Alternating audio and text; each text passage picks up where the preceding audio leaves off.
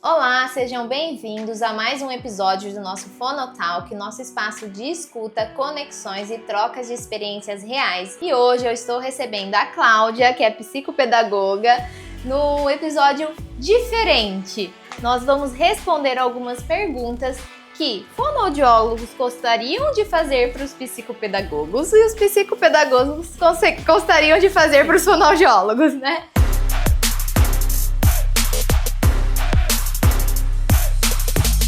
E hoje nós vamos falar um pouco sobre o que é processamento auditivo central e quando é se considerado um transtorno do processamento. Então, o processamento auditivo central é como o nosso cérebro processa as informações que chegam via audição. Então, quando a gente ouve um som, a gente ouve uma informação auditiva, ela chega ao nosso ouvido pela nossa audição periférica, mas a gente só consegue entender, processar aquela informação, entender o conteúdo daquela informação quando existe um processamento dessa informação pelo nosso cérebro. E aí é o processamento auditivo central. E quando a gente tem alguma alteração, de alguma forma esse processamento não ocorre como deveria, nós chamamos de transtorno do processamento auditivo central. Nós vamos falar um pouquinho desse transtorno hoje no nosso episódio. Tudo bem, Cláudia? Tudo bem, prazer Érica. te receber. Prazer é meu estar aqui, é um prazer imenso em podermos falar, né, sobre o processamento auditivo central e quais as nuances em relação ao desenvolvimento do processo de alfabetização das nossas crianças. Sim, Cláudia, para a gente começar, quais são as habilidades que são preditoras que a criança precisa desenvolver para ter um bom desempenho em leitura e escrita? Sim, nós temos que pensar que alfabetizar, né, envolve muitas habilidades. Então, as nossas crianças estão sujeitas a um processo de desenvolvimento relacionado à linguagem oral e à linguagem escrita, que o que preconiza é a BNCC, a Base Nacional Comum Curricular, em que as nossas crianças precisam passar por todo um caminho robusto, né, para que essa alfabetização ela seja concretizada com maestria. Então, em relação à linguagem oral, de acordo com a literatura, né, aí nossa referência hoje no Brasil, professora doutora Simone Capellini, nós temos a base dessa pirâmide, que é o vocabulário, tanto expressivo como receptivo das nossas crianças. Isso precisa ser inserido já na educação infantil, então crianças ali com 4 anos, né, e essa inserção ela é de segunda a sexta, então essa é a nossa base.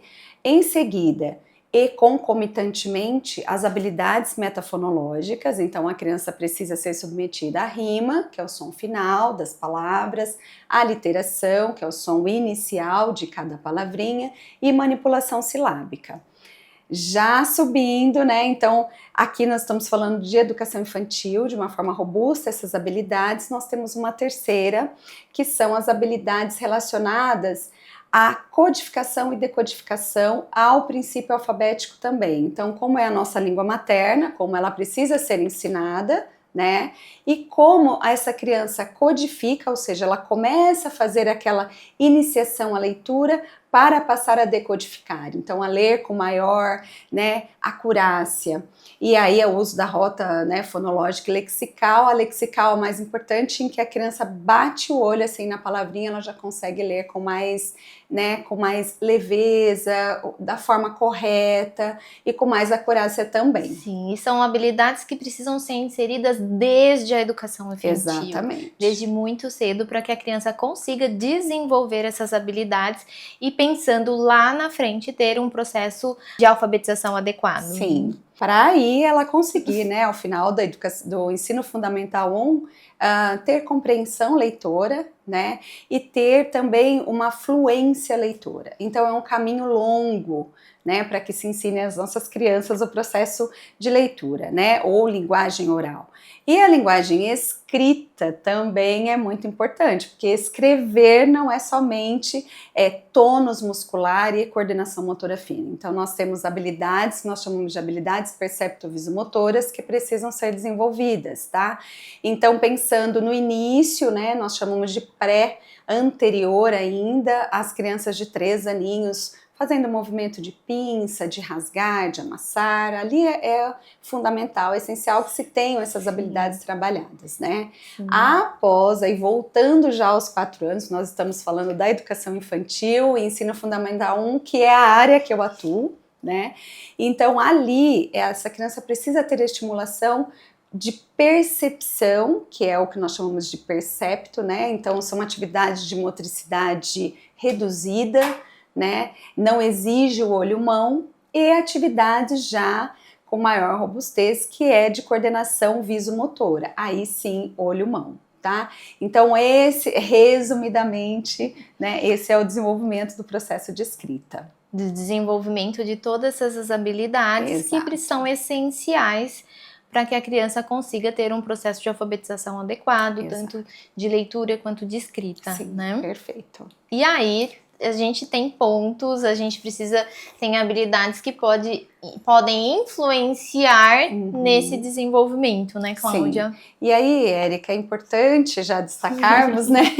Qual a sua visão, né? O que você pode nos trazer em relação ao transtorno do processamento auditivo central? Como que ele se manifesta na criança mediante os preditores aí que eu descrevi em relação ao desenvolvimento da alfabetização?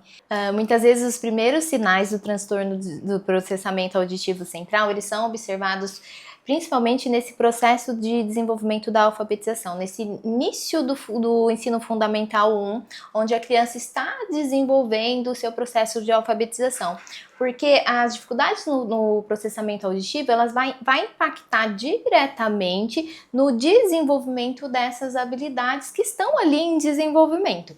Então, a criança que tem, por exemplo, uma dificuldade em discriminação auditiva, uma criança que tem dificuldade em uma percepção de duração do som, uma criança que tem dificuldade em percepção de resolução temporal, de tempo mesmo, ela vai ter uma dificuldade muito maior em fazer uma consciência fonológica, então perceber uma rima, fazer uma literação, ter uma consciência daquele som, se ela tem uma dificuldade nesse processamento auditivo, e isso vai impactar diretamente no processo de alfabetização dessa criança.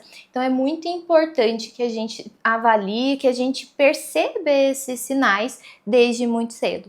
Essa criança também vai ser aquela criança que tem uma dificuldade muito maior em perceber a informação auditiva, principalmente quando está no ambiente com ruído, que é um ambiente de sala de aula. Exato. Então imagine professora lá na frente explicando para as crianças e aquele ruído ambiental da criança, e aquela criança não consegue, por exemplo, fazer um direcionamento de atenção em apenas uma informação auditiva, que é aquela criança com transtorno do processamento auditivo. Por isso que é muito importante a gente avaliar e conseguir identificar esses sinais desde muito cedo, porque senão esse processo de aprendizagem ele vai ser impactado negativamente. Sim, até aproveitando, né, a Érica levantou um ponto importante em relação até a um diagnóstico diferencial e a confusão, né, que pode ocorrer, porque as crianças com dificuldade de aprendizagem, elas podem apresentar as mesmas dificuldades de uma criança com TDAH, a mesma dificuldade de uma criança com dislexia, a mesma dificuldade de crianças com, né, o transtorno do processamento auditivo alterado. Então, quando a criança não inibe um distrator, ou quando ela tem esse potencial em não compreender o que ocorre no ambiente, o professor explica, faz uma leitura, ela não acompanha essa leitura, ela tem dificuldade nessa compreensão leitora, em dar essa resposta, uma morosidade. Então, tudo isso é muito confuso, né? Então, a importância, né, Érica, da avaliação interdisciplinar ou multidisciplinar nesse contexto todo. Sim, muitas vezes a criança com transtorno do processamento, ela tem uma dificuldade de perceber, por exemplo, entonação. Sim. Então, às vezes você quer passa uma informação para a criança não entende se você está fazendo uma afirmação ou se aquilo é uma pergunta, porque a informação é a mesma. Exato. O que muda é a nossa entonação. Então, imagine para uma criança que não consegue perceber essa diferença de som, essa discriminação auditiva, não consegue perceber. Então, para essa criança é muito mais difícil e todo esse processo de aprendizagem vai ser, sim, impactado. E a gente tem que pensar, né, Cláudia, que muitas vezes esses transtornos, eles podem vir ali juntos. Exato. E o transtorno específico de aprendizagem Sim, também, que é a dislexia. A dislexia. Então, a gente pode ter comorbidades, então ter um transtorno do processamento e um outro transtorno associado, e a gente pode ter ele sozinho também. Daí a importância deste diagnóstico diferencial, e até para a gente conseguir dar um diagnóstico, não é um profissional só. Exato. É sempre uma avaliação multidisciplinar. Cláudia, quando considerar ali uma avaliação psicopedagógica? Sim, geralmente as crianças vêm encaminhadas a mim por meio da família, né? E a família teve ali alguém que encaminhou a ela. Então, nós temos neuropediatras, psiquiatras da infância, professores, peça fundamental, porque estão, né, por muitas horas com essas crianças em sala de aula, até amigos, né, desses pais, mas chegam até mim, e aí é um processo um tanto quanto longo, porque essa criança ela é submetida a um rastreio e uma avaliação mediante o que esses pais me apresentam em anamnese, então é um questionário de entrevista inicial, em que eu faço um rastreio desde o nascimento, né, da criança, na verdade desde a gestação até o ano sério que essa criança se encontra. Depois essa criança passa, né, a fazer um rastreio e avaliação, são, Érica, em média 5 a 8 sessões, depende de como essa criança corresponde. Depois eu já tenho aí um resultado mais robusto de quais são os déficits que essa criança apresenta, faço a devolutiva com os pais por escrito, faço visita à escola, né, porque é importante, não adianta só você ter um relatório em mãos, mas você não levar esse resultado à escola para que o professor compreenda como a minha criança funciona, né. Depois disso, ela é sujeita a um período de intervenção. Então, o que a literatura preconiza hoje? 12 meses de intervenção psicopedagógica mediante essas habilidades em déficit que a criança apresenta. Feito todo esse processo, ela é submetida a uma pós-testagem. Então, os mesmos instrumentos que foram aplicados na inicial, eles serão reaplicados novamente, assim eu tenho uma métrica de evolução. Ou não, porque essa criança pode não corresponder à intervenção. Então, aí vem uma equipe que possa estar trabalhando. Então, eu faço o encaminhamento para fonoaudióloga, fonoaudiólogo educacional, terapeuta ocupacional, enfim, neuropsicólogo, né? Mas não tem uma regra, então talvez eu não precise finalizar 12 meses de intervenção para encaminhamento. Essa criança pode ser encaminhada também para uma avaliação multidisciplinar ou interdisciplinar nesse decorrer aí dos 12 meses, tá? Então, basicamente eu trabalho assim, não é uma cartilha, não é, né, não tem, é a forma com que eu trabalho. Sim, daí a importância realmente desse acompanhamento multidisciplinar. Sim. Existe uma avaliação prévia ali do neuropediatra, existe uma avaliação do professor lá na sala de aula, que ele já identificou alguns sinais e conseguiu alertar a família, muitas vezes, vai ter essa avaliação psicopedagógica e precisa dessa avaliação fonoaudiológica, porque eu preciso avaliar essa linguagem da criança, tanto a linguagem oral quanto a linguagem escrita. Exato. Isso é essencial para qualquer diagnóstico, a gente ter uma avaliação muito bem feita dessa linguagem oral e escrita da criança. E é um papel fonoaudiológico, e a gente precisa, sim, avaliar como estão essas habilidades auditivas, e daí vem essa avaliação do processamento auditivo também, para a gente conseguir chegar num diagnóstico diferencial, né, Cláudia? Sim, e Érica, como funciona a avaliação do processamento auditivo central? Porque gera muita dúvida mesmo. Sim, gera muita dúvida, e os pais vêm sem conhecer muito o assunto, é um assunto menos conhecido entre as famílias, então muitas vezes a família já ouviu falar sobre o TDAH, ouviu falar sobre os transtornos específicos de aprendizagem, mas não ouviu ainda falar sobre o transtorno do processamento auditivo central. Então, a avaliação do processamento auditivo, ela geralmente é feita pelo fonoaudiólogo. Então, previamente, a gente tem uma avaliação da audiometria tonal, ou seja, eu preciso saber como que está a audição periférica dessa criança, se o ouvido dessa criança está funcionando adequadamente, ela ouve. Tem alguma alteração nessa audição periférica? Ou tá realmente tudo bem? Eu preciso avaliar como que está a orelha média dessa criança. Então, eu faço um exame de emitanciometria para saber se existe, por exemplo, secreção ali naquela orelha ou se está tudo adequado antes de fazer uma avaliação do processamento auditivo. E daí vem esse processo antes, tem uma anamnese. Eu preciso conhecer a criança antes de fazer a avaliação do processamento auditivo central.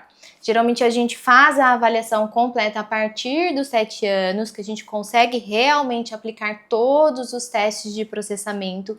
Então, a maior parte dos guias internacionais e nacionais, eles indicam fazer essa avaliação completa a partir dos 7 anos, que você já tem uma maturidade auditiva para conseguir fazer toda a avaliação. Não que eu não consiga aplicar alguns testes, não consiga fazer uma avaliação antes disso, eu posso fazer, mas não uma avaliação completa do processamento auditivo. E daí, quando a gente tem essas alterações, não somente essas alterações já nos indicam que existe um transtorno no processamento. A gente precisa entender o histórico dessa criança, a gente precisa entender como que está a linguagem dessa criança, como que está a atenção dessa criança, como estão funcionando outros processos, para a gente identificar se aquela habilidade auditiva alterada no exame de processamento realmente me indica um transtorno do processamento ou ela está sofrendo influências de outros processos que podem ali influenciar naquela avaliação que está sendo realizada. Daí a importância de avaliação multidisciplinar. A gente só chega ao diagnóstico quando a gente tem a avaliação multidisciplinar. Perfeito. Cláudia, na sua prática clínica, como que você consegue diferenciar ali o transtorno do processamento, o transtorno específico de aprendizagem e o TDAH, que é muito confundido ali? Sim, existem, né, instrumentos que nós chamamos de instrumentos fechados, né, por meio de práticas baseadas em evidências científicas que avaliam essas crianças. Então, mediante a queixa da mãe na anamnese, você já consegue, Érica, mapear como que você vai aplicar, quais os instrumentos de aplicabilidade, de rastreio e avaliação. Então, por meio desses instrumentos, você consegue direcionar se a minha criança ali está em risco para TDAH, se ela está em risco para transtorno específico de aprendizagem, pode ser dislexia ou descalculia, né? Ou somente dificuldade de aprendizagem, ou transtorno do processamento auditivo. Não se faz por meio de achismos, então nós temos que ter realmente instrumentos robustos que possam nos nortear, né? Para qual é realmente a dificuldade específica, ou transtorno do neurodesenvolvimento, ou transtorno específico de aprendizagem, ou do processamento auditivo central. Sim, e são instrumentos validados. Exatamente.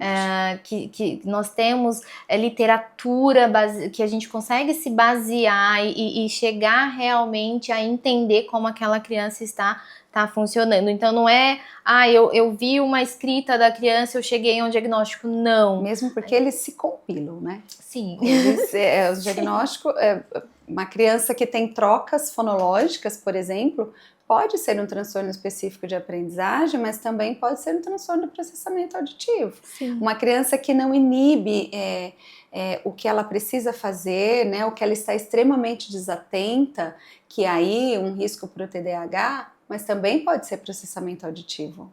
Olha, né, essas nuances, né, elas são até perigoso hoje, porque nós estamos recebendo laudos falsos positivos. A criança não é exatamente o que está descrito ali, porque talvez ela não tenha submetido à intervenção precoce. Né? Então, o DSM-5 TR, né, que está atualizado, que é o nosso guia aí das doenças mentais, preconiza que você precisa intervir por 6 meses com essa criança para fazer o fechamento, especialmente do TDAH e dislexia também. Cláudia, e quando você, como psicopedagoga, encaminha para o fonoaudiólogo para fazer a avaliação tanto de linguagem, né, e quanto a avaliação do processamento auditivo? Quando ele não corresponde à intervenção. Então, nós temos instrumentos específicos para estas habilidades, né? Eu trouxe até alguns aqui, né, para mostrar a vocês. Ele não corresponde, então a criança é submetida à intervenção. Você submete. Por exemplo, o PRIPROFT é um instrumento, Érica, importante. Ele faz parte do RTI, né? E específico para dislexia. Vamos explicar um pouquinho o que é RTI. Isso, é um modelo de resposta à intervenção, tá? Que nós temos no Brasil, mas ele é voltado para risco, criança de risco para dislexia, mas também para crianças com dificuldade de aprendizagem. Então nós fazemos um rastreio dessa criança por meio do IPPL. Se for em âmbito escolar, nós podemos iniciar em agosto, quando essa criança está no primeiro ano. Então faz esse rastreio, aplica o PRIPROFT, que é esse instrumento, ele é enorme, tá? Eu só trouxe esse para né, como para uma ilustraçãozinha aqui. E aí essa criança é submetida à intervenção até meados do mês de novembro.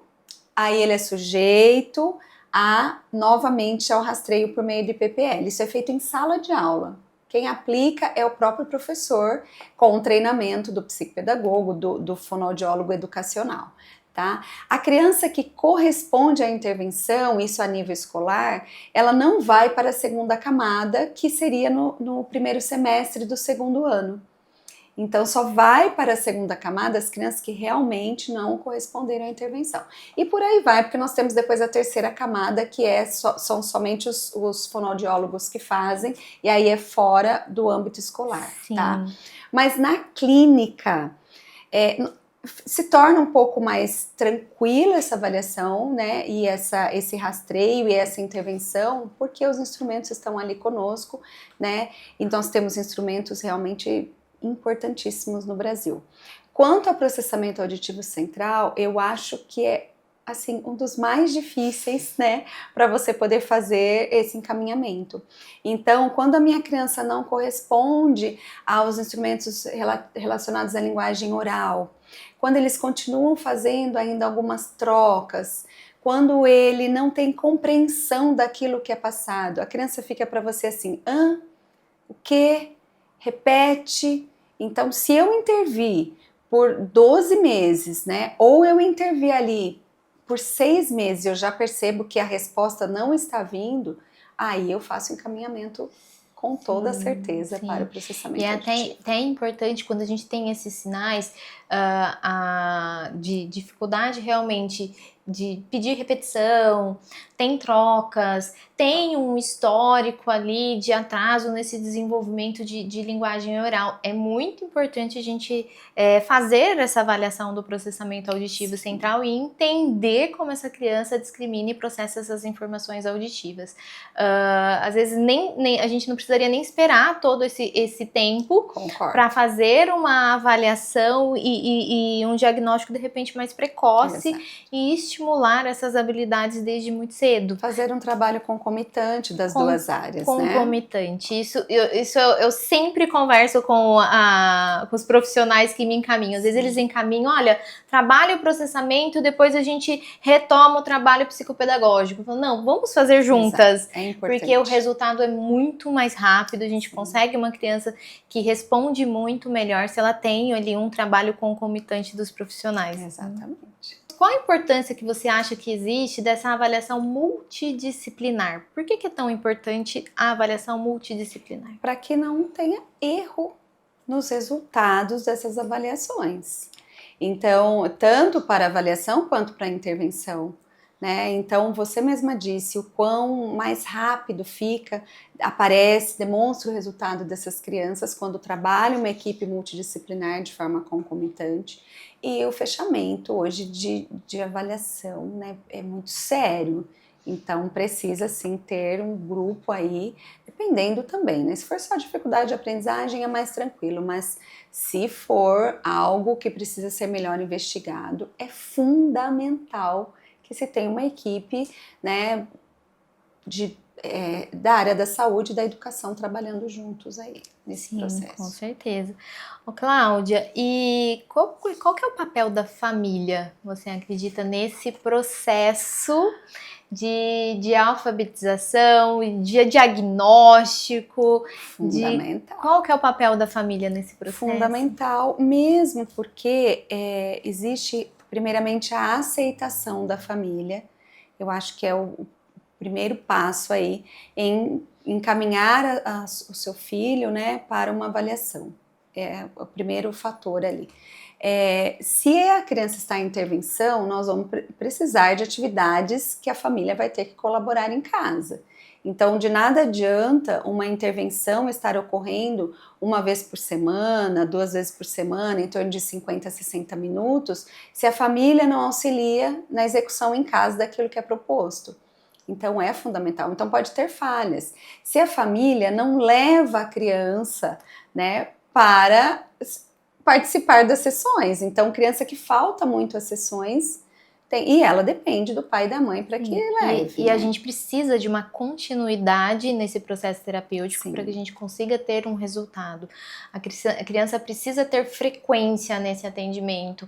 Então, muitas vezes os pais, eu levo uma semana, pulo 2, levo outra, e depois questionam realmente a evolução dessa criança. Sim. Mas a gente precisa do comprometimento da família para que a criança consiga corresponder a todo esse processo, né? Principalmente quando a gente está aí diante de algum transtorno, tanto de aprendizagem, tanto do processamento ou de um transtorno atencional, né? Quando a gente pensando ali no transtorno do déficit de atenção e hiperatividade também. Cláudia, tem algum caso assim, clínico que foi marcante para você, que você conseguiu perceber a diferença no quanto a criança correspondia a esse processo terapêutico quando você teve ali um trabalho concomitante, psicopedagógico, fonoaudiológico? Eu vou surpreender você na resposta. Apenas um caso, eu vou falar agora não do que é positivo, mas do que é negativo, porque todos os casos que eu encaminhei para a intervenção da fono, né, do processamento auditivo, foi assim, foi fantástico. Não houve nenhuma criança que eu possa ter dito assim, poxa vida, o trabalho não funcionou. Foi maravilhoso. Agora, um não funcionou e isso me marcou muito, porque a mãe ou o pai não levavam a criança à terapia. Então, a Érica pode explicar muito melhor do que eu a quantidade de sessões de intervenção que a criança é submetida do processamento auditivo. Quando a criança falta, não tem sequência, os resultados não ocorrem. Então eu vou citar esse caso negativo, né? Que realmente nós não tivemos sucesso, não porque a terapia falhou, mas a falta de comprometimento familiar. E apoio familiar que foi prejudicial. E esse caso me deixou muito entristecida, porque era uma criança que precisava muito naquele momento e até hoje. Então, é uma criança que ainda carrega essas dificuldades por esse fator, né? Sim, e aquele transtorno que já está diagnosticado, que não houve a intervenção correta, vai impactar nesse desenvolvimento da criança. A criança vai levar esse transtorno, ela vai levar essas dificuldades para a vida. Então, todo esse processo de alfabetização, de aprendizagens, de desenvolvimento educacional da criança vai estar impactado. Daí a importância do comprometimento familiar no acompanhamento e no processo terapêutico e para o sucesso terapêutico. Então, esse é um caso que me marcou. Eu poderia estar falando, não, em 100% eu estou, né, mas esse... Foi um caso que marcou realmente. Até porque as intervenções no processamento auditivo, elas trazem uma resposta muito rápida. A gente consegue ver uma resposta muito rápida e muito consistente quando a gente tem um treinamento auditivo muito bem indicado, com uma criança muito bem avaliada, a resposta é muito boa, né? Nós temos uma resposta muito boa. Então, quando a gente está diante de uma criança que não evoluiu, a gente precisa entender se o diagnóstico foi bem feito ou se realmente essa criança foi submetida à intervenção. Sim, exatamente. E você deixaria um recado assim final para os educadores, para os pais? Qual recado você deixaria? Sim, não deixem para depois.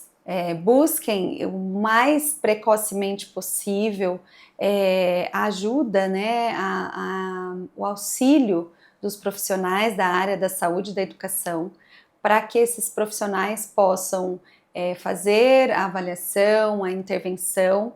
Quanto mais tardiamente for, né, encaminhado esses profissionais, mais difícil será, né? Sim, nós temos, não podemos generalizar e dizer que não vai haver uma evolução, vai haver, mas precocemente, principalmente na idade de ouro dessas crianças, até os 6 anos, né? Fundamental. Então, acho que o que fica, né, de mensagem é isso. Busque o mais rápido possível, não esperem o tempo da criança. Né? Nós trabalhamos baseados em marcos do desenvolvimento. Então, se a criança naquele momento não acompanha o grupo classe, se a professora já fez um alerta, né? Então busquem o quanto antes esse apoio. Sim, principalmente porque a criança ela acaba entrando em sofrimento, né, Cláudia? Sim. Aquela criança que não recebeu o apoio necessário naquele momento necessário, não teve a intervenção adequada, ela chega muito tarde, muitas vezes impactada pelas dificuldades que ela vem enfrentando nos anos escolares. Então a criança já não quer mais ir para a escola, já não quer mais se dedicar, porque para ela aquilo é muito difícil. Pelas dificuldades que ela apresenta e dificulta muito mais esse processo de terapêutico. Sim. Nosso, né? O emocional abalado é bem difícil. Cláudia, gostaria de agradecer a presença aqui, esclarecer todas essas informações que eu tenho certeza que muitos pais têm dúvidas. Mandem suas dúvidas, a gente manda para a Cláudia para ela continuar respondendo para gente. Quem gostou aí do nosso episódio, nos acompanhe no nosso canal. Eu que agradeço o convite, muito obrigada.